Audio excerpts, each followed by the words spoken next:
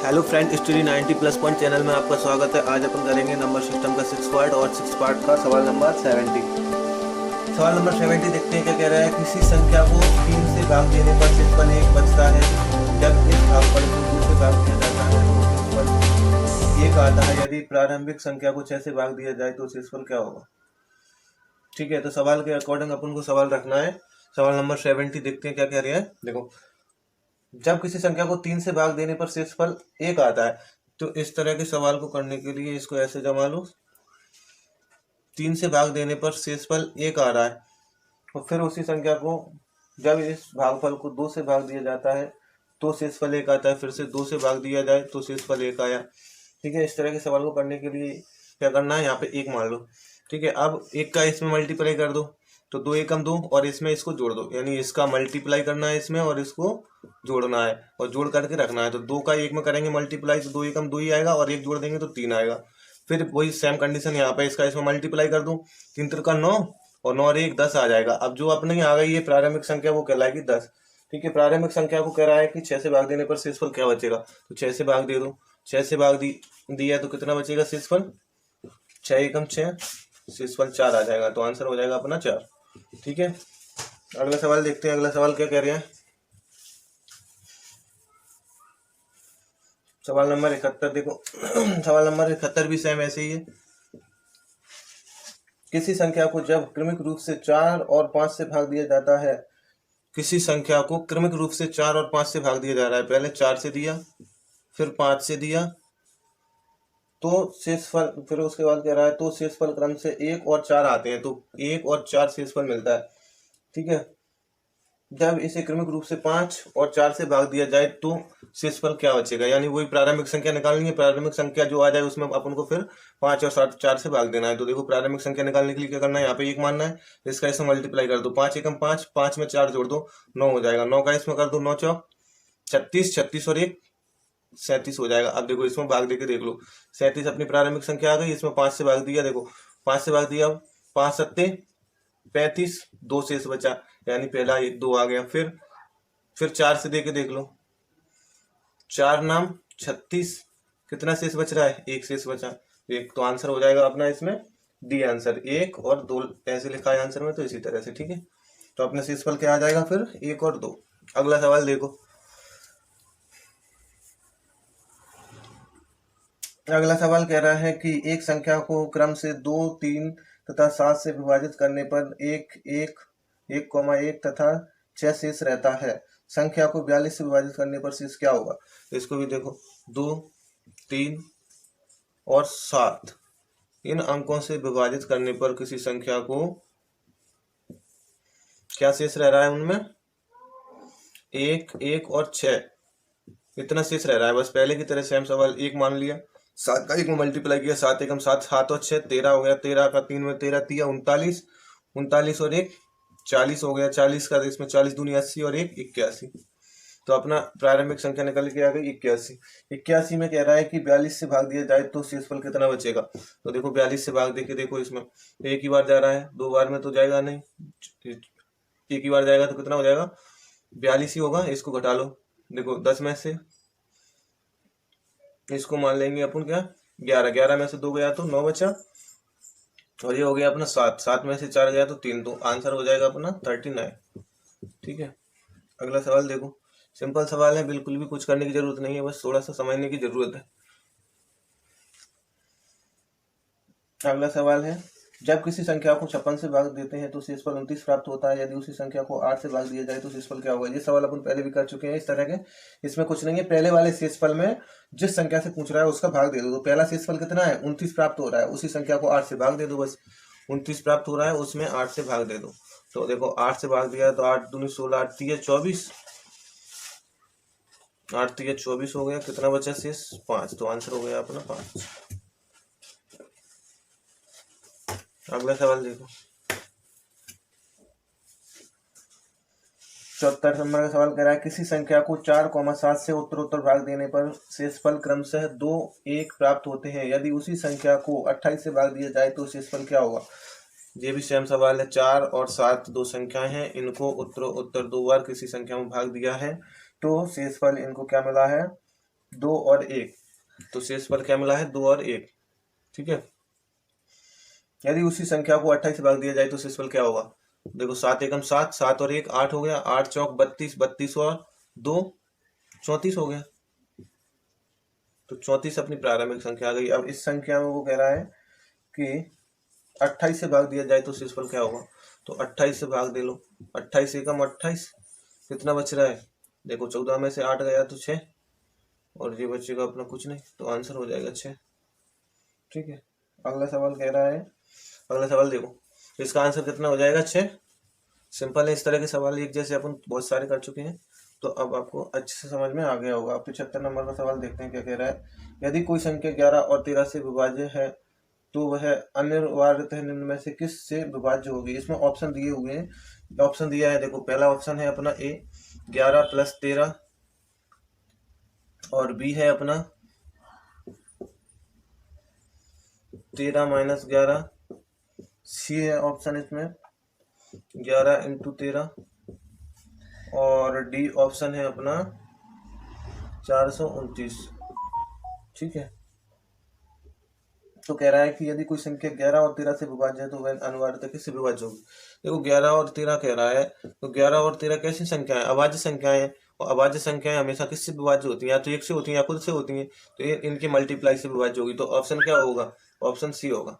क्या अभाज्य संख्या या तो खुद से होती है या 1 से होती हैं, तो 1 तो इसमें दिया ही नहीं है, तो ये खुद के मल्टीप्लाई से ही होंगी और किसी से नहीं होंगे विभाज्य। ठीक है, तो इसका आंसर हो जाएगा 11 × 13, यानी ये संख्या जो है 11 और 13 से विभाज्य होगी।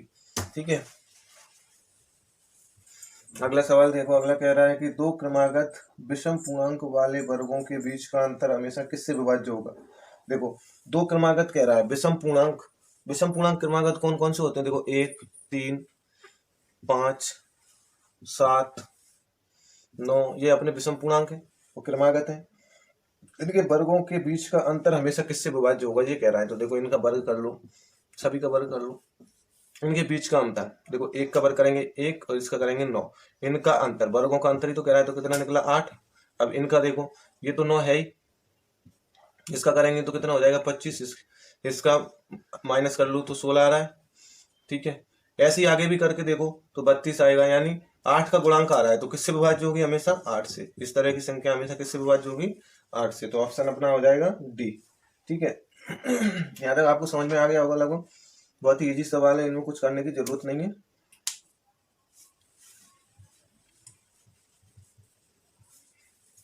अगला सवाल कह रहा है कि 3957 को 5349 को जोड़ा जाता है, प्राप्त राशि में से 7062 को घटाया जाता है, परिणामी संख्या किससे विभाज्य नहीं होगी। तो देखो इनको पहले जोड़ लो, 3957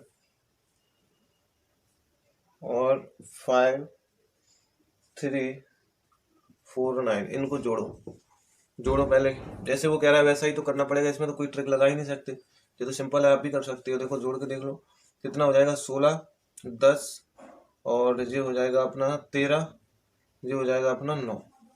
ठीक है, तो ये आ गया अपना जोड़, एक बार और देख लो, 16 हो जाएगा, 9 7 16, हासिल का 1 और 5 10, हासिल का 1, ये हो गया 10 और 3 13, हासिल का 1, और ये हो गया 4 और 9, तो 9306 हो गया। इसमें से कह रहा है कि 7062 को घटाया जाता है।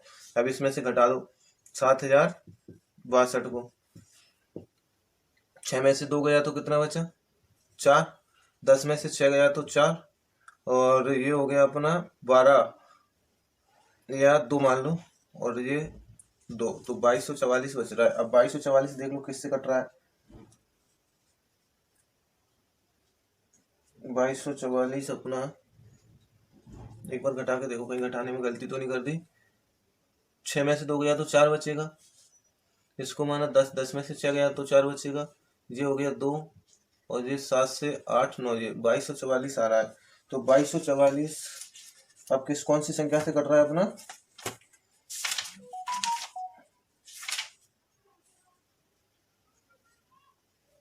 2244 का गुणनखंड करके देख लो क्या आ रहे हैं, और वो अपना ऑप्शन हो जाएगा। चाहे तो इसको डायरेक्टली आप रख सकते हैं, मैं बता देता हूँ, 7 से भाग दे के देख लो इन सभी संख्याओं का।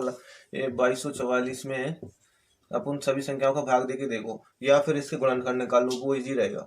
ठीक है, तो इसके गुणनखंड निकालो 22 से 44 की। देखो गुणनखंड छोड़ो, आप इसको ऐसे ही करके देख लो कौन सी संख्या से कट रहा है। 4 से देखो, 4 का भाज्यता का नियम क्या कहता है कि विभाज्य नहीं होगी। 4 से तो कट ही रही है, मैं कंफ्यूज हो गया, इसमें लिखा है विभाज्य नहीं होगी। ठीक है, तो देखो 4 से कट रही है। ठीक है, और 3 का विभाज्यता का नियम कहता है कि सभी संख्याओं का योग 3 से कट रहा है क्या, तो 4 4 8 10 12 3 से भी कट रही है, 11 से भी कट रही है, 11 दूनी 22 11 चौक 44, तो किससे नहीं कटेगी, 7 से नहीं कटेगी। ठीक है, सिंपल था, थोड़ा मैं कंफ्यूज हो गया, मेरे को लगा ये कह रहा है कि कौन सी संख्या से भाज्य होगी, लेकिन सवाल कह रहा है कौन सी संख्या से भाज्य नहीं होगी, तो 7 से भाज्य नहीं होगी। ठीक है,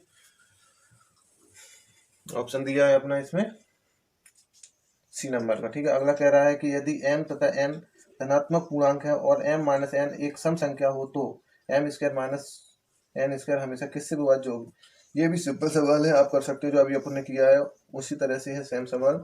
देखो m माइनस n कह रहा है, m माइनस n ये कैसी संख्या है, सम संख्या है। इसमें ये ध्यान रखना है कि ब्रैकेट में सॉल्व होने के बाद सम संख्या आना चाहिए, तो कौन सी संख्या रखें, देखो 1 और 2 रखो, 1 और 3 रखनी पड़ेगी, यानी विषम संख्या रखनी पड़ेगी। विषम संख्या होती है, अभी मैंने लिखवाई 1 3 5 7 9, ये अपनी विषम संख्याएं होती हैं। या इधर देखो, देखो 1 3 5 7 और 9, ये अपनी विषम संख्याएं होती हैं। तो विषम संख्याएं ही लेनी पड़ेंगी, क्योंकि तभी अपनी सम संख्या आएंगी। ब्रैकेट में कह रहा है कि m माइनस n एक सम संख्या है। ठीक है, क्या है, एक सम संख्या। अब देखो 1 को -3 करेंगे तो क्या आएगा, एक सम संख्या, सामांक 2 निकल के आएगा। इसमें भी 5 को 7 करके देखो तो 2 निकल के आएगा, यानी तभी विषम संख्या लेनी पड़ेंगी, तभी अपनी सम संख्या निकल के आएगी। तो वो कह रहा है कि n स्क्वायर और m स्क्वायर और n स्क्वायर हमेशा किससे विभाज्य होगी, तो देखो वही सेम कंडीशन होगी जो अभी अपन ने किया था। तो कोई भी संख्या उठा लो, 3 उठा ली, मान लो 3 का स्क्वायर कर लिया, अगली संख्या 5 का स्क्वायर कर लिया, तो क्या हो गई है, 3 3 का 9 और 5 25, तो क्या निकल के आएगी ये संख्या अपनी 16। इससे पहले 8 निकल के आएगी, जो अभी करके आए सेम वही कंडीशन बन गई, तो ये आंसर हो जाएगा अपना इसका भी 8। तो ये किससे विभाज्य होगी, हमेशा 8 से विभाज्य होगी। ठीक है,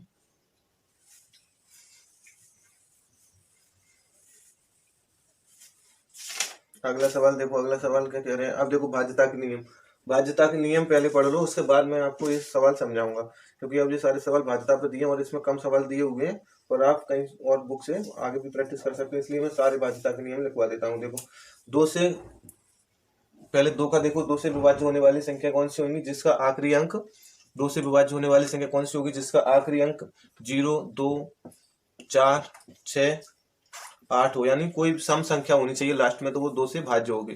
3 से भाज्यता का नियम क्या कहता है, सभी संख्याओं का योग 3 से भाज्य होना चाहिए, का योग 3 से भाज्य होना चाहिए। ठीक है, और उसके बाद अपना 4 से क्या कहता है, 4 का भाज्यता का नियम कहता है कि आखिरी 2 अंक 3 4 से भाज्य होना चाहिए, आखिरी 2 अंक यानी इकाई और दहाई के स्थानों के अंक, आखिरी 2 अंक 4 से भाज्य हो, जो 4 से भाज्यता का नियम कहता है। 5 से भाज्यता का नियम कहता है कि आखिरी अंक 0,5 हो। 6 से भाज्यता का नियम क्या कहता है, 6 से भाज्यता का नियम कहता है कि ये, इसको आपको समझना पड़ेगा, वैसे ये सिंपल है, इसमें 3 और 2 से अगर भाग जा रहा है तो वो 6 से भी जाएगा। ठीक है, इसका आप करके देखना, जो आपको कोई संख्या मिल जाए, जैसे कि अगर कोई संख्या 3 से कट रही है और 2 से कट रही है तो वो 6 से भी कटेगी, यानी इसमें जो संख्या 3 2 वह 3 से भाज्य होगी, तो वह 6 से भी भाज्य होगी। ठीक है, यहाँ तक समझ में आ गया होगा। अब आगे देखो, और आगे है 7 से भाज्यता का नियम। 7 से भाज्यता का नियम आपको समझना पड़ेगा, मैं आपको दिखा देता हूँ किस तरह से करना है। 7 से भाज्यता का नियम कहता है कि अगर मतलब आखिरी अंकों को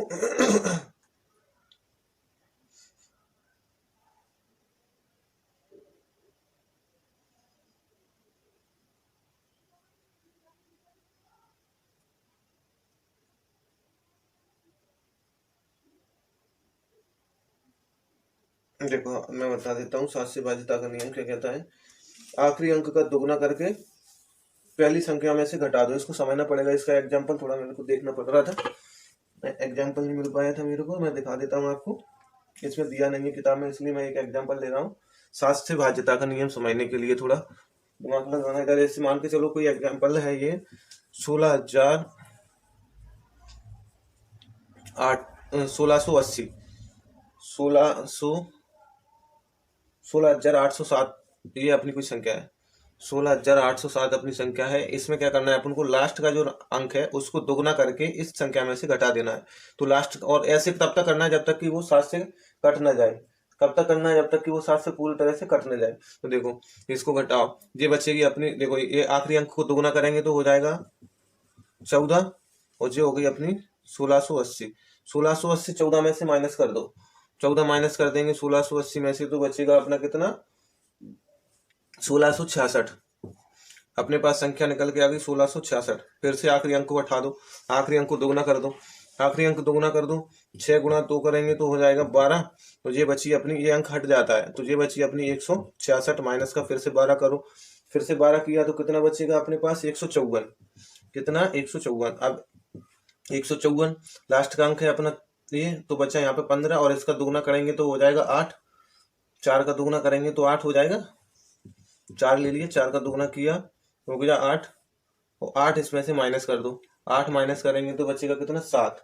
तो जो अपना 7 से पूरी तरह से विभाज्य है। तो 7 से विभाज्यता का नियम थोड़ा सबसे डिफरेंट है, इसको थोड़ा समझना पड़ेगा। बस कुछ नहीं करना है, आखिरी अंक को दोगुना करते जाना है और उस संख्या में से घटाते जाना है, और आखिरी अंक को उस संख्या से बिल्कुल अलग कर देना है। जैसे कि यहाँ पे 16,807 था, तो 16,807 में से अपन ने 7 हटा दिया और उसको दोगुना कर दिया, लिख लिया 1680। 1680 में से 14 माइनस किया तो बचा 1666।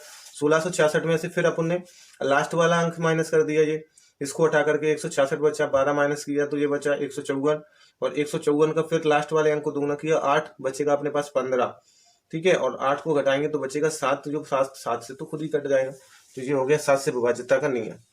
और 8 से विभाज्यता का नियम आपको मालूम ही होगा, आखिरी के 3 अंक। 8 से विभाज्यता का नियम होता है कि आखिरी के 3 अंक 8 से कट रहे हैं तो वो 8 से कटेंगे, ये आपको मालूम होना चाहिए। और 9 का विभाज्यता का नियम 3 के तरह है, सभी संख्याओं का योग अगर 9 से कट रहा है तो वो 9 से कटेगा और 3 से भी कटेगा। ठीक है, और 10 का सबको समझ में आता ही होगा। तो अब देखते हैं अपन सवाल नंबर है अपना 79। सवाल नंबर 79 क्या कह रहा है, देखो 7, 3, 8 ए 6 ए कॉमा 11 से विभाज्य हो तो ए का मान क्या है। ये कह रहा है कि ये संख्या 11 से कट जाए तो फिर ए की जगह अपन को क्या रखना होगा। मैंने अभी बताया था, नहीं सॉरी, ये 11 का बताया नहीं, आप समझ लो 11 का, इसलिए मैंने छोड़ दिया। 11 का क्या करना रहता है, 11 का एक अंक छोड़ के जोड़ देना है। ठीक है, बस और कुछ नहीं करना है। और वो संख्या या तो 0 आ जाए या फिर वो 11 से कट जाए। तो देखो इसको जोड़ लो, ये होता है अपना 13, 7 और 6 13 और 8 21 हो गया। ठीक है, अब अपन को एक इनको भी जोड़ना है, इनको भी जोड़ना है। तो या तो ये 21 आ जाए, या तो ये 21 आ जाए, ए में ऐसे मान रखो, या तो ये 21 आ जाए या फिर 11 से कट जाए, यानी या तो 10 आ जाए। तो यहाँ पे देखो ऑप्शन देखने पड़ेंगे अपन को। ऑप्शन में अपन को क्या क्या मिल रहा है, देखो 6 मिल रहा है पहला ऑप्शन। तो 6 देखो रख के, 6 और 6 12, और 12 और 3 कितने हो गए 15, और 15 में से 21 घटाएंगे तो ना तो 0 मिल रहा है ना 11 मिल रहा है। और 11 का विभाज्यता का नियम क्या कह रहा है, या तो 11 से कट जाए इनके सम स्थानों का योग करके घटाने पर, या तो 0 आ जाए इनके सम स्थानों का योग करके घटाने पर, यानी इनको सम और विषम स्थानों के अंकों का योग करके एक दूसरे में से घटाना, यानी इन संख्याओं को जोड़ करके दूसरी संख्या इसको इसमें से घटाना है। ठीक है, इसको इसमें से घटा देंगे तो या तो इसका घटाने पर 0 मिल जाए या फिर ऐसा अंक मिल जाए जो 11 से कटता हो, जैसे कि 11 मिल जाए, 22 मिल जाए, तो वो संख्या 11 से विभाज्य होगी। तो अपन को चाहिए इसमें 11 से विभाज्य करने के लिए ऐसा अंक यहाँ पे जो उसको काट दे। देखो अभी अंक कह रहा है कि देखो 3 रख के, देखो 3 और 3 9 हो रहा है जी। 9 को घटाएंगे 11 में से तो कितना बच रहा है, 21 में से 13 बचेगा, है ना। लेकिन ये भी नहीं कट रहा। अब देखो कौन सा अगला क्या दिया, 9। अब इसको देखो 9 रखा, 9 9 18 और 3 21, तो ये 0 मिल गया, यानी इसका आंसर क्या हो गया 9। ये हो गया 0, इसका आंसर 9 हो गया, यानी 9 रखेंगे तो ये 0 हो जाएगा। तो 0 या तो 0 आ जाए तो कट जाएगा, और या फिर 11 से गुणा आ जाए तो कट जाएगा। ठीक है, अगला सवाल देखते हैं।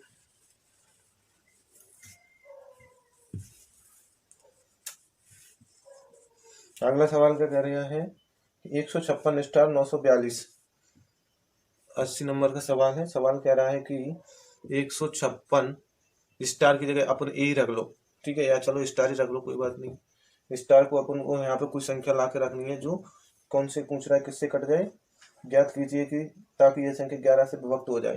तो इसमें भी वो यही पूछ रहा है कि 11 से कट जाए। तो अपन को 11 से कटने के लिए मैंने अभी अभी बताया था कि इनके एक अंक छोड़कर इनके स्थानों को जोड़ दो, ठीक है, और इधर इनको जोड़ दो। तो देखो ये हो गया 7, 7 से 8 9, और 9 18, ठीक है। अब इसको देखो 5 और 4 9, और यहाँ पे भी अपन को क्या लाना पड़ेगा 9, क्योंकि तभी तो ये 5 और 4 9 और 9 18 हो जाएगा, और 18 में से 18 जाएगा तो 0 मिल जाएगा, तो ये भी कट जाएगा। तो यहाँ पे सिंपल सा अपना क्या क्या रखना चाहिए अपन को 9, तो इसका आंसर भी 9 हो जाएगा, ठीक है। और या फिर आपको ऐसे समझ में नहीं आ रहा है तो डायरेक्टली 11 से भाग देते रहना, जो आपके लिए काफी लेंदी हो जाएगा, इसलिए इसको ही समझना पड़ेगा, ठीक है। अगला सवाल कह रहा है कि 3 से विभाज्यता का नियम ज्ञात कीजिए। तो 3 से विभाज्यता के लिए अपन को क्या बताया था, सभी अंकों को जोड़ देना है अपन को। तो देखो इसमें कह रहा है कि वह प्रथम अंक x जिसके लिए संख्या 5x 7 9 3 x a 3 से विभाज्य हो। तो देखो सब कौन सा दिया है, x 7 9 3, फिर से x और a, तो सॉरी ये नहीं है 4, कितना है 4, जो 3 से विभाज्य हो। अब 3 से विभाज्यता का नियम मैंने अभी बताया था कि सभी अंकों को जोड़ना है। तो जोड़ने के लिए सबसे पहले सबको जोड़ लो। देखो जोड़ो कितना कितना, 4 और 3 7, 7 14, 14 और 5 हो गए 19, 19 में 9 जोड़ा तो 28 हो गया। अपन को अभी तक जो अंक मिला वो 28, दोबारा से जोड़ के देख लो। देखो 4 और 3 7, 7 और 7 14, 14 और 5 हो गए तुम्हारे 19, 19 में 9 जोड़ा तो 28, ठीक है, 28 हो गया। 28 तो 3 से कटता नहीं है। अब इसमें ऐसा मान ढूंढना है अपन को कि जो 3 से कट जाए। तो इसमें क्या आना चाहिए, देखो इसके अब इसके अपन को ऑप्शन देखने पड़ेंगे। वैसे तो अपन चाहे तो 28 के बाद 29 30 यानी एक एक रख दो, लेकिन एक एक ऑप्शन में भी तो होना चाहिए, तो इसलिए अपन को ऑप्शन देखने पड़ेंगे, ऑप्शन के हिसाब से करना पड़ेगा। तो ऑप्शन देखेंगे तो क्या आ रहा है ऑप्शन में, देखो 9 और 9 रख के देखो 9 9 18 होते हैं, इसमें 18 जोड़ो। यहाँ पे मान लो 9 9 रख लिया, सभी अंकों का योग ही तो करना है। तो जो हो रहा है 8 दूनी 16, और ये 40 जो नहीं कटता, तो ये पहला ऑप्शन गलत हो गया अपना। अब अगला ऑप्शन देखो, अगला है 7, 7 7 कितना होता है 14, 14 रख के देखो कितना हो गया 12, और ये हो गया 3 4 42। अब इसको देखो 3 से काटो, 3 से कट रहा है ना, 3 एकम 3 3 चौक 12, यानी यहाँ पे अपना ऑप्शन क्या होना चाहिए 7। तो आंसर क्या आ जाएगा अपना 7, क्लियर। यानी सभी अंकों को जोड़ करके 3 से कट जाना चाहिए, और यही नियम होता है 9 के लिए। सभी अंकों को जोड़कर अगर 9 से कट रहा है तो वो 9 से भाज्य होगी संख्या, और सभी अंकों को जोड़ करके अगर वो 3 से कट रहे हैं तो वो होगा 3 से भाज्य, ठीक है।